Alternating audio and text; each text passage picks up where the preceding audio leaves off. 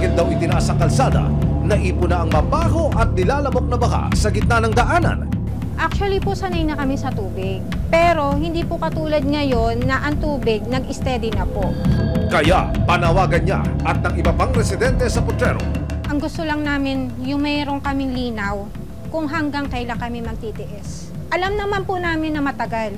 Pero alam po namin dapat may second silang option na gagawin kung ganito ang mangyayari.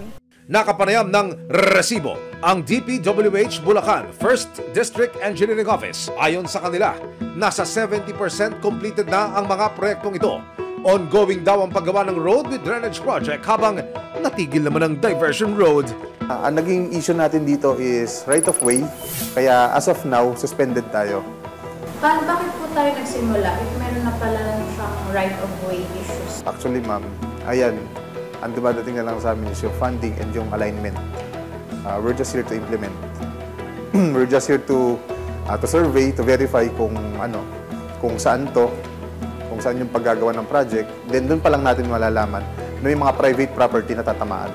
So before that, we have no idea na tatamaan itong mga private properties na to.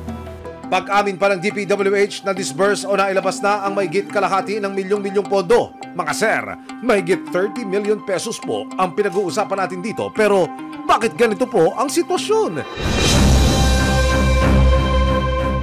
Actually, Bukawi Balagtas Diversion Road, funding niya is 2020. Ang disburse natin sa nasa 50% na. Sa Lulumboy, yung road with drainage, so na-disburse naman natin dito is 60% na. We're doing our best na makipag-usap dun sa mga apektadong residente na tatamaan ng project natin. Inanyayakan ng resibo ang DPWH Bulacan 1st District Engineering Office na bisitahin ang lugar nang makarating, tumambad ang maputik at madulas na daan at mga eskinitang lubog sa baha. Sa kanilang pag-iikot, hinarap ng mga opisyal ng DPWH ang ilang residente. Siniguro nilang naka-priority na ang road with drainage project at ang diversion road. Ayon sa project head ng road with drainage project, as much as possible po ma'am, pinipilit po natin before expiration, matapos po natin agad to para po magkaroon na po ng access yung mga taong bayan. Para naman sa diversion road, hinihintay na lang namin magbigay sa amin ng writ of possession, ma-file namin ng case.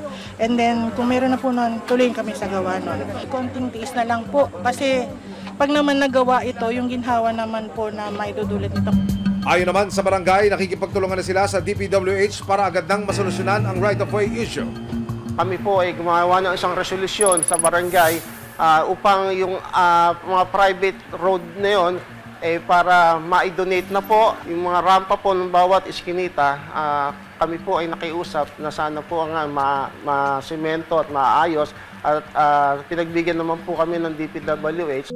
Patuloy na babantayan ng resibo ang mga pangakong binitawan ng ahensya, lalo na't galing sa bulsa ng mamamayan ang milyong-milyong pondo para sa mga proyektong ito. Nararapat lang na ito'y mapakinabangan sa halip na makaperwisyo sa taong bayan. Maraming salamat sa panonood, mga kapuso. Para masundan ang mga reklamong nasolusyonan ng resibo, mag-subscribe lamang sa GMA Public Affairs YouTube channel.